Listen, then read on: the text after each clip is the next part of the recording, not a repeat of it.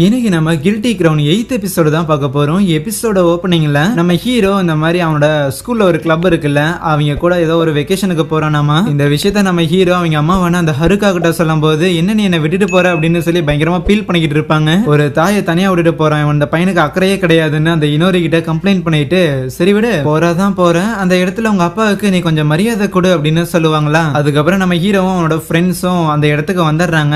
Actually இந்த இடத்துல சின்ன வயசுல இருக்கும்போது நம்ம ஹீரோ இங்கதான் வளர்ந்துருப்பானாமா. ஆக்சுவலி இந்த ஒரு வெக்கேஷனை பிளான் பண்ணதே நம்ம காயா தான் இருக்கும். ஏன்னு பார்த்தா இந்த ஊர்ல இருக்கிற அந்த ஜெனரல் ஹெட் குவார்டர்ஸ் இவங்க இன்வைட் பண்ண போறாங்களாமா. சோ அதுக்கு அந்த ஷோட்டா அப்படிங்கிற பையன் ஒருத்தர் இருப்பான்ல நம்ம ஹீரோட ஃப்ரெண்டு, அவங்கிட்ட இருக்கிற அந்த ஒரு வாய்டு தேவைப்படுது. அதனால கிளப்போட வெக்கேஷனுக்கு வரைய அப்படின்னு கேட்டா அந்த ஷோட்டாங்கிற பையன் வந்துருவான்ல, சோ அவங்ககிட்ட இருக்கிற அந்த ஒரு வாய்டை பயன்படுத்திக்கலாம் தான். அதுக்கப்புறம் அவங்க ஸ்டே பண்றதுக்காக ஒரு மேன்ஷனும் போயிருந்திருப்பாங்களா. பார்த்தா அந்த இடமே பயங்கர பெருசா இருக்கும். ஆமா இதை எப்படி அரேஞ்ச் பண்ணணும்னு நம்ம ஹீரோ இன்னொருட்ட கேட்கும்போது, காய் தான் இப்போ அந்த அரிசா அப்படிங்கிற அந்த ஒரு பொண்ணோட தாத்தா கிட்ட டீலிங்லாம் போட்டிருந்திருக்காருல்ல, சோ அது மூலமா தான் அரேஞ்ச் பண்ணியிருந்திருப்பாங்க. இந்த ட்ரிப்ல கூடவே அந்த கிளாஸ் லீடர் பொண்ணும், அதுக்கப்புறம் நம்ம ஹீரோட சைல்ட்ஹுட் ஃப்ரெண்ட் ஒரு பொண்ணு இருப்பார்ல, சோ அவளும் வந்திருப்பாங்க. அந்த ஷோட்டா பையன், ஹே இங்க பாரு இன்னொரையும் ஹீரோவும் ஒரே வீட்டுல தான் தங்குறாங்க, அவங்க ரெண்டு பேரும் லவ் பேர்ட்ஸ் ஏதாவது பண்ணிட்டு இருப்பாங்க, வாங்க நாம பீச்சுக்கு போகலாம் அப்படிமானா. டேய் அந்த இன்னொரு பொண்ணோட அண்ணன் அவளை அடிச்சு துன்புறுத்தினா, அதனால தான் சரி போனா போட்டுன்னு சொல்லி வீட்டுல வந்து தங்க வச்சிருக்கனே தவிர மத்ததெல்லாம் எதுவும் இல்லைன்னு சொல்லும்போது,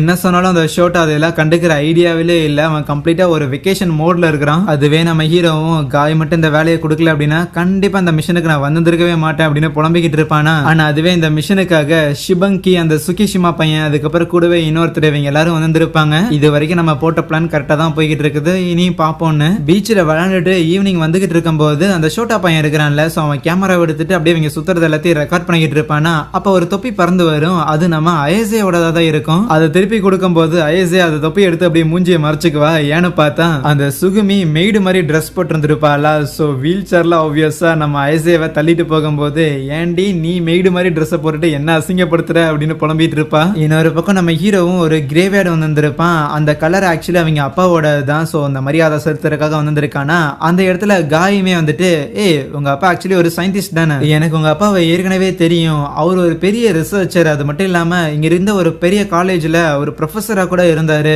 ஈவன் ஒரு 10 வருஷத்துக்கு முன்னாடி அந்த வைரஸ் எல்லாம் ஸ்ப்ரெட் ஆக ஆரம்பிச்சதுல கூட ஒரு பெரிய பங்காற்று இருந்திருக்காருன்னு சொல்லும் போது, இது எந்த விஷயமே நம்ம ஹீரோக்கு தெரியல. இதெல்லாம் காய்க்கு ஷாக்கா இருக்குது. ஏன் நம்ம ஹீரோக்கு தெரியாதுன்னா, பேசிக்கா இந்த மாதிரி எந்த விஷயங்களை பத்தியும் நம்ம ஹீரோ அவங்க அம்மா கிட்ட கேட்டுக்கல. ஆக்சுவலி அவங்க அம்மா இருக்கிறாங்களா அந்த ஹருக்கா அப்படிங்கிறவங்க, அவங்க வந்து நம்ம ஹீரோவோட அப்பாவோட ஒரு ஸ்டூடெண்டா இருந்திருப்பாங்க. அதுக்கப்புறம் தான் மேரேஜ் பண்ணியிருந்திருப்பாங்க. சரி இந்த பழைய கதையில ஒரு பக்கம் இருக்கட்டும், கண்டிப்பா இந்த எந்த ஒரு பணத்தையும் நீ பார்க்க வந்திருக்க மாட்டேன், எதுக்கே வந்திருக்கேன்னு கேட்கும்போது ஆமான்னு சொல்லி ஒரு இடத்துல கூட்டிட்டு போயிட்டு அங்க ஒரு கோயில கை காட்டுவான். அதோட என்ட்ரன்ஸ்ல லேசர் லைட்லாம் இருக்கும். சோ அதனால கண்டிப்பா அந்த ஜெனரல் ஹெட் குவார்டர்ஸோட ஒரு இடம் தான் அது. அந்த இடத்துல இருந்து தான் நம்மளோட ஆபரேஷனை நம்ம ஆரம்பிக்க போறோம். நீயும் சரி உன் ஃப்ரெண்டு ஷோட்டாவோட பாடியில இருந்து நீ எடுக்க போற வாய்டும் சரி, நீங்க ரெண்டு பேரும் தான் எங்களுக்கு ரொம்ப முக்கியம் இந்த ஆபரேஷன்லயே. சோ அதனால கரெக்டா ஒரு 10 மணிக்கு உன் நண்பன் அந்த இடத்துக்கு கூட்டிட்டு வந்துருங்கும் போது, நான் எப்படா கூட்டு வரதுன்னு கேட்பானா. அந்த ஷோட்டா பையனுக்கு தான் இன்னொரு ரொம்ப பிடிக்கும் போல, அவன் ஏதோ ஃபேன் எல்லாம் சொல்லியிருந்தான். அவளை வச்சு அவனை கூட்டிட்டு வாங்கும் போது, இன்னொருங்கிறது வந்து ஒரு பொண்ணு, ஒரு உயிரோட இருக்கிற ஒருத்தி, என்னமோ தூண்டில போடுற ஒரு புழு மாதிரி எல்லாம் பேசுறங்க போது மூடிட்டு போய் கூட்டு விடாண்டு போயிடுவான். அதுக்கப்புறம் அன்னைக்கு நைட்டு அந்த ஷோட்டா நம்ம ஹீரோ கிட்ட,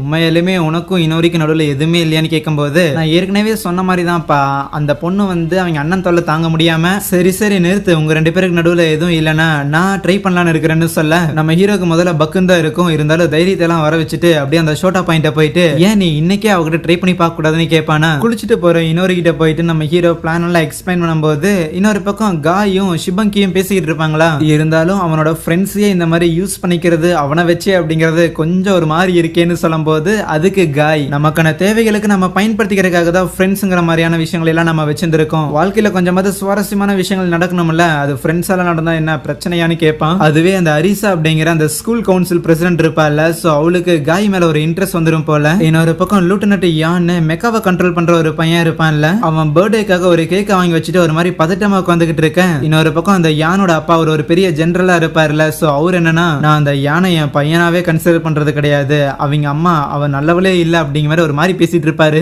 அடுத்த சீன்ல அந்த ஷோட்டாவும் இன்னொரையும் தனியா ஒரு இடத்துல நடந்து வந்துகிட்டு இருப்பாங்களா. சோ அப்பதான் ஜப்பான்ல சிட்டிக்கு நடுவுல அந்த மாதிரி நட்சத்திரங்களை பார்க்க முடியாதுல்ல, இப்படி வில்லேஜுக்கு வந்தா தான் பார்க்க முடியுது அப்படின்னு அவனும் நைஸா கடலை போட்டுக்கிட்டு அங்க இருக்கிற ஒரு பெஞ்ச்ல கூட்டிட்டு வந்து உட்கார வச்சுட்டு, நீ ஒரு பாட்டு பாடி இருந்தே இல்ல, அதுல நான் சில சேஞ்சஸ் எல்லாம் கொண்டு வந்திருக்கேன் அப்படின்னு சொல்லிட்டு அதெல்லாம் காட்டுவானா. நம்ம ஹீரோவும் இனோரியும் அதே இடத்துல தான் பின்னாடியே ஃபாலோ பண்ணியே வந்துகிட்டு இருப்பான். ரைட்டான ஒரு டைமுக்காக வெயிட் பண்ணிக்கிட்டு இருக்கேன். இனோரியும் அந்த ஷோட்டா கிட்ட நல்ல விதமா பேசும்போது அப்ப டக்குன்னு அந்த ஷோட்டா எந்திரிச்சிட்டு, இனோரி உங்ககிட்ட ஒரு விஷயத்த சொல்லி ஆகணும். உன்னோட குரலை நான் எப்பப்பெல்லாம் கேட்க ஆரம்பிக்கிறேனோ அது எல்லாமே என் மனசுக்குள்ள ஏதோ ஒண்ணு பண்ண ஆரம்பிக்குது.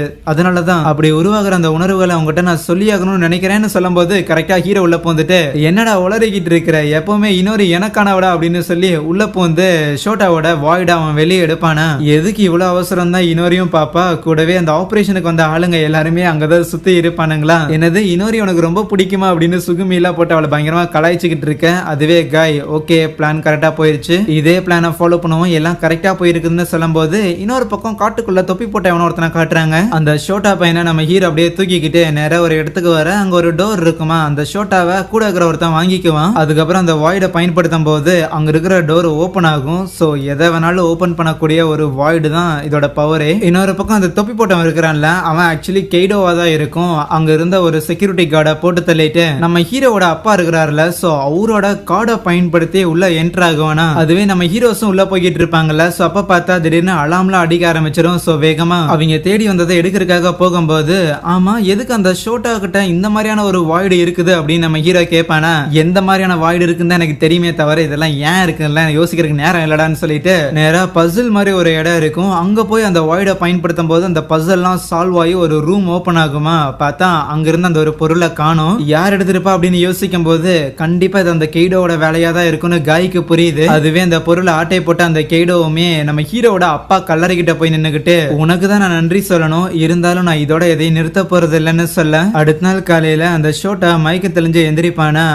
என்னாச்சு இன்னொரு எங்கடா போனாங்கும் போது பக்கத்துல இருக்கிற நம்ம ஹீரோவும் அவெல்லாம் போயிட்டா, இருந்தாலும் உங்கள்கிட்ட ஒரு முக்கியமான விஷயத்த சொல்லி ஆகணும், இனிமேலும் இனோரிக்கும் உனக்கும் நான் ஹெல்ப் பண்ண போறது இல்லைன்னு சொல்ல, உங்களுக்கு திருப்பி ஓவர் நைட்ல மறுபடியும் ஃபீலிங்ஸ் எல்லாம் வந்துருச்சோ, நான் தான் ஏற்கனவே கேட்டேன்ல உனக்கு அவளை பிடிச்சிருக்கா இல்லையா, ஏன்டா சொல்லலங்கும் போது உங்ககிட்ட எல்லாம் சொல்லணுங்கிற தேவை எனக்கு கிடையாது, உன்னெல்லாம் நான் என்னைக்குமே ஒரு ஃப்ரெண்டா கூட பார்த்தது இல்ல, நான் ஏற்கனவே என்னோட பர்சனல் ஃபீலிங்ஸ்ல உங்ககிட்ட ஷேர் பண்ணணும் அப்படின்னு சொல்லி இந்த ஹீரோ பையன் பிடிச்சி திட்டி விட்டுருவானா. ஆனா அதே நேரத்துல நம்ம ஹீரோக்கும் தெளிவா புரியுது, ஓகே நான் அவன்கிட்ட என்னதான் இருந்தாலும் முதல்ல சொல்லியிருந்திருக்கணும், சொல்லாம இருக்கிறதுக்கு காரணம் அவன் கூட நான் அவ்வளவு க்ளோஸ்ல அவனும் கிடையாது, இருந்தாலும் க்ளோஸா இருக்கிற மாதிரி நடிச்சுக்கிட்டு இருந்ததும் தப்பு தான். அவனுக்கு கண்டிப்பா என்ன பிடிக்காம போக போது என்ன வெறுக்க போறான், இது எதுலயும் அவன் தப்பு எதுவும் இல்லைன்னு நினைக்க. ஆனா இதையெல்லாம் கேட்டதுக்கு அப்புறம் ஷோட்டா கொஞ்சம் ஃப்ரீ ஆயிடுவான். ஓகே அப்படின்னா இதுதான் உன்னோட உண்மையான ஃபீலிங்ஸ், நீ என்னை பத்தி உண்மையாலே இப்படிதான் நினைக்கிறேன்னா ஒன்னும் பிரச்சனை இல்ல, ஆர் அட்லீஸ்ட் இப்போவாது கொஞ்சமாவது ஹானஸ்டா இருந்திருக்கேன்னு அவன் பெருசா இதை எடுத்துக்க மாட்டான். அந்த வெக்கேஷன் முடிஞ்சு எல்லாரும் அங்கிருந்து கிளம்பும் போது அப்ப நம்ம ஹீரோ இனோரி கிட்ட, ஆமா இந்த வாய்டுங்கிறது எப்படி ஃபார்ம் ஆகுது, முதல்ல எனக்கு இது மேல அவ்வளவு ஆர்வம் இல்ல, பட் ஒன்ஸ் இதை எடுக்க எடுக்க எனக்கு இதை பத்தி தெரிஞ்சுக்கணும்னு இன்னும் ரொம்ப ஆசையா இருக்கு, ஒவ்வொரு தடவுமே நான் என்னோட கையை விட்டு அவங்க உடம்புல இருந்து அந்த வாய்டை எடுக்கும் போது ஏதோ அவங்க இதயத்தை தொட்டுட்டு வர மாதிரி ஃபீல் இருக்குன்னு சொல்லும் போது அதுக்கு இனோரி, காய் ஏற்கனவே என்ற சொல்லியிருக்காரு, எப்படி மக்களோட மனசு மாறுமோ அதே மாதிரி மனசு மாற மாற அவங்களோட வாய்டுமே மாறுமாமான்னு சொல்லும் போது, ஓ அப்படியா, அப்படின்னா ஒரு பர்சன் கூட என்னோட பாண்டுமே இன்க்ரீஸ் ஆனா என் பவரும் மாறுமா என்னன்னு ஹீரோ நினைக்க அங்கே இந்த ஒரு எபிசோடை முடிக்கிறாங்க. Soya thank you.